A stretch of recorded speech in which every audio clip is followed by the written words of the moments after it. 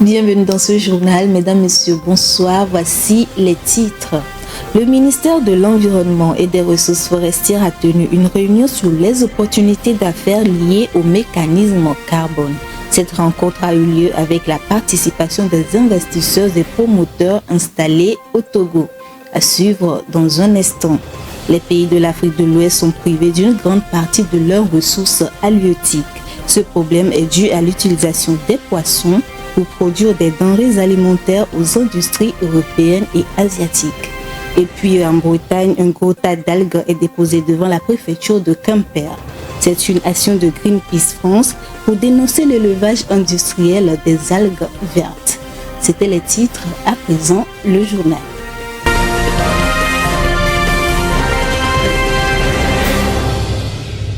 Une rencontre d'information et d'échange a eu lieu entre le ministère de l'Environnement et des Ressources forestières avec la participation des investisseurs et promoteurs installés au Togo.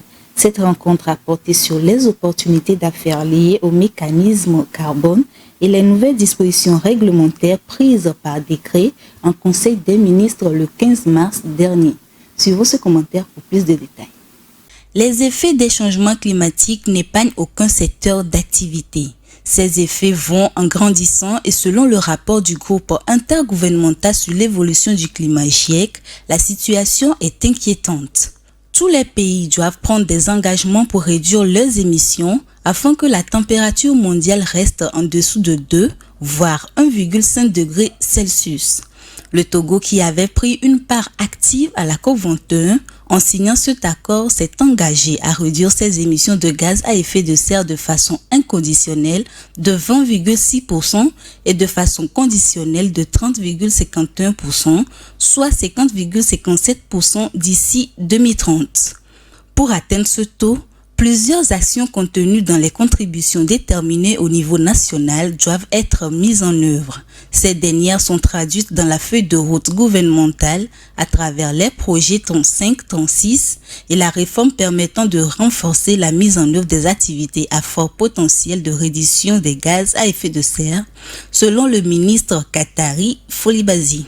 Ceci non seulement pour répondre aux engagements pris devant la communauté internationale, mais aussi et surtout pour bénéficier des avantages des mécanismes de carbone. Ces mécanismes constituent aujourd'hui un cadre de recherche de solutions innovantes dans la lutte contre les changements climatiques. L'un des préalables dans cette recherche de solutions est le décret numéro 034-PR du 15 mars 2023, pris en Conseil des ministres, a indiqué le ministre qatari Folibazi. Ce décret vise à réglementer la réalisation des initiatives d'atténuation des émissions de gaz à effet de serre, d'encadrer la mise en œuvre des contributions déterminées au niveau national et d'inciter les entreprises à investir dans les activités d'atténuation des gaz à effet de serre. Au Niger, la ville d'Agadez souffre d'importantes vagues de chaleur. Le phénomène affiche 47 degrés Celsius ces derniers jours. Ce phénomène a des effets néfastes sur la population et sur la santé des animaux. Irène Papadina pour les précisions. Agadez, la plus importante ville du nord du Niger, est en proie aux températures extrêmes. Le thermomètre affiche jusqu'à 47 degrés Celsius ces derniers jours. Cette chaleur torride a un impact sur les personnes âgées et les enfants. Je ressens une très forte chaleur. J'implore Dieu de nous protéger. La chaleur de cette année a fait souffrir tous les habitants d'Agadez. En plus de la chaleur, il y a des coupures d'électricité. La chaleur de cette année est terrible. Le bétail aussi n'est pas épargné par cette vague de chaleur. La déshydratation et le stress thermique entraînent une baisse de l'état de santé général des animaux ainsi que de leur productivité. Les éleveurs sont obligés de vendre leurs vaches à cause des températures extrêmes. La biodiversité dans son ensemble paie les frais de cette chaleur. Les autorités nigériennes peinent à interpréter l'arrivée de ce phénomène. Zone d'Agadez, qui est une zone désertique, et la hausse de la température est vraiment exceptionnelle. On part jusqu'à 45 degrés de fois, et ce qui est insupportable pour la biodiversité de façon générale, c'est-à-dire les plantes et les animaux. La température moyenne de la Terre a atteint le jeudi dernier un nouveau record officieux. Cette température record de 47 degrés Celsius au Niger est considérée comme la plus chaude depuis 120 000 ans. Johannesburg, la capitale économique de l'Afrique du Sud, s'est réveillée sous la neige ce lundi matin. Ça fait 12 ans que le pays n'a plus vu de neige. La population se réjouit, mais l'alerte sur la température glaciale est émise par les autorités qui appellent à la prudence face à ce phénomène météorologique. Le commentaire est signé Viva Samana. Johannesburg, la capitale économique de l'Afrique du Sud, s'est réveillée sous la neige lundi matin.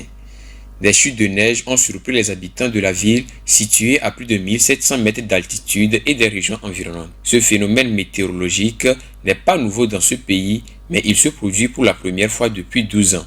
Une situation dont se réjouissent les citoyens.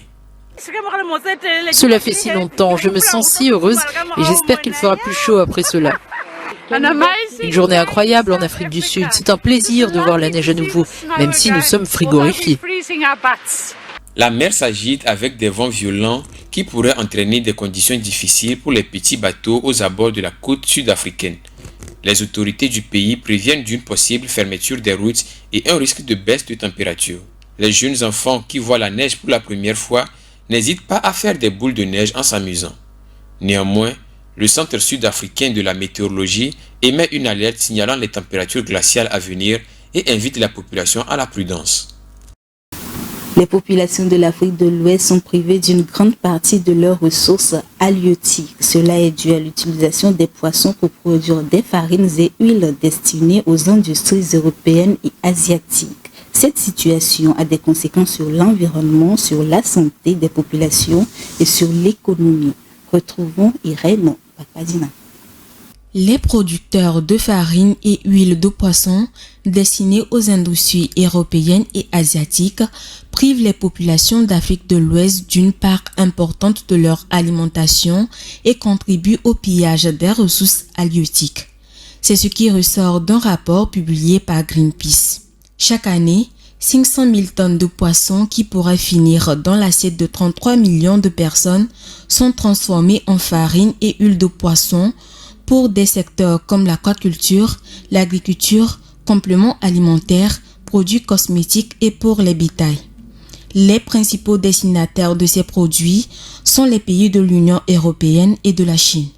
Cette production industrielle a aussi des répercussions sévères et négatives en matière environnementale, socio-économique et sur la santé humaine. En Mauritanie, de nombreuses plaintes sur des maladies chroniques et des problèmes liés à l'asthme ont été enregistrées, en même temps que les dommages environnementaux dans des zones proches des usines. Ces situations affectent beaucoup les femmes qui font du poisson fumé, salé et séché qu'elles écoulent sur le marché local. Greenpeace appelle les pays africains à arrêter la production de l'huile et farine de poisson et à donner la priorité à la consommation humaine des produits de pêche. La star brésilienne de football Neymar da Silva est condamnée à plus de 3 millions d'euros d'amende pour violation environnementale. Il a écopé d'une lourde sanction financière, 4 amendes pour plusieurs atteintes à l'environnement dans le cadre des travaux au sein de l'une de ses luxueuses propriétés. La décision est tombée le 3 juillet suivant. L'attaquant du Paris Saint-Germain Neymar a été condamné à payer plus de 3 millions d'euros pour avoir notamment fait construire sans aucune autorisation environnementale un lac artificiel dans l'une de ses propriétés. Il s'agit d'un cours d'eau détourné, l'extraction non autorisée d'eau pour alimenter un lac artificiel, l'utilisation du sable de plage sans permis environnemental, des déplacements de terre et de rochers sans autorisation. Le joueur n'a pas su mesurer la gravité de ces actes pour améliorer la propriété aéro-rurale située à Mangaratiba, à une centaine de kilomètres de Rio de Janeiro. En substance, la star du football a été condamnée à une amende de 3,3 millions de dollars pour avoir construit un lac artificiel dans son manoir sans permis environnemental. Parmi les dizaines d'infractions relevées, le parquet de Mangaratiba a cité l'exécution de travaux soumis au contrôle environnemental sans autorisation, le captage et le détournement d'eau de rivière sans autorisation et l'enlèvement de terrain et la suppression de végétation sans autorisation. Neymar a 20 jours pour faire appel de cette sanction. Au Canada, le gouvernement compte abattre plus de 660 cerfs de Virginie à cause de leur surpopulation. Cette décision vise à préserver les écosystèmes. Le gouvernement va autoriser l'utilisation d'armes ou d'agents de chasse dans les parcs nationaux du Québec afin de régulariser les populations animales. Les précisions dans ce commentaire. Le ministère de l'Environnement, de la lutte contre les changements climatiques, de la faune et des parcs a réalisé de nouveaux inventaires des populations de cerfs de Virginie dans le parc national des îles de Boucherville et celui de Mont-Saint-Bruno au cours de l'hiver 2023. Selon les données fournies à la revue Devoir par la Société des établissements de plein air du Québec, on compte 436 cerfs dans le seul parc d'île de Boucherville, alors qu'on en recensait 299 lors de l'inventaire réalisé en 2021. La population de cervidés qu'on y trouve aujourd'hui équivaut à environ 40 bêtes par kilomètre carré. À titre comparaison, au plus de l'abondance de cerfs sur l'île d'Anticosti, on comptait 20 bêtes par kilomètre carré. La Société d'État précise par ailleurs que de manière générale, il est admis que la densité idéale serait de 5 cerfs par kilomètre carré. Cela signifie qu'on trouve 381 cerfs de trop dans le parc des îles de Boucherville et 282 dans celui de Mont-Saint-Bruno. Si les autorités allaient de l'avant avec un projet de limitation des populations, pour revenir à une densité de 5 cerfs par kilomètre carré, il faudrait donc abattre 663 cervidés. En France, les militants de Greenpeace ont dénoncé le levage industriel des algues vertes. Pour marquer le coup, ils ont déposé un gros tas d'algues devant la préfecture de Quimper en Bretagne. Les explications détaillées avec Rachietou Mberikou.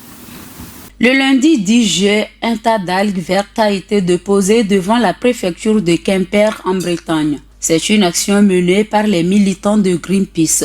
Cette action militante revendiquée par Greenpeace consiste à mettre la pression sur l'État et signaler les extensions accordées aux grosses exploitations agricoles. Bretagne polluée, État coupable. C'est le slogan utilisé par ces militants pour dénoncer le scandale des algues vertes, un véritable fléau pour la Bretagne. Nous sommes ici pour dénoncer ce modèle d'élevage industriel qui, face à la crise environnementale et climatique, nous mène droit dans le mur et dont nous voulons plus ni ici ni ailleurs.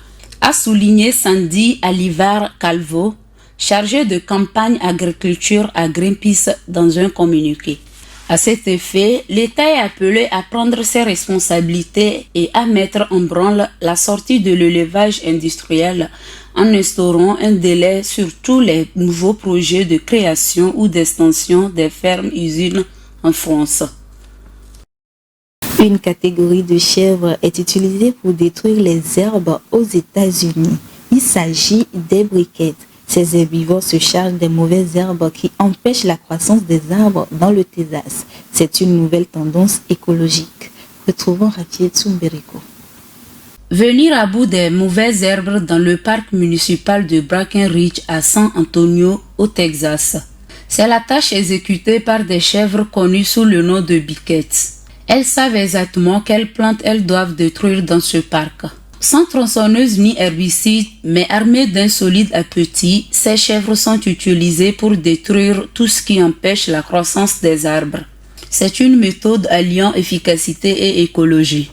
Les biquettes font partie de 150 individus qui débroussaillent une zone de 2,6 hectares. Selon les experts, cette technique est plus verte que les machines. Dressées plusieurs mois dès leur naissance, les chèvres savent ce qu'elles doivent brouter. Elles sont habituées aux aliments naturels et non au fourrage. Elles apprennent à rester en groupe et à respecter la clôture de protection légèrement électrifiée destinée à éloigner les prédateurs. Ces chèvres utilisées au Texas auront droit à une retraite bien méritée quand elles atteindront l'âge de 11 ans. Ainsi s'achève cette édition. Merci de l'avoir suivi. Nos programmes se poursuivent sur Green TV International.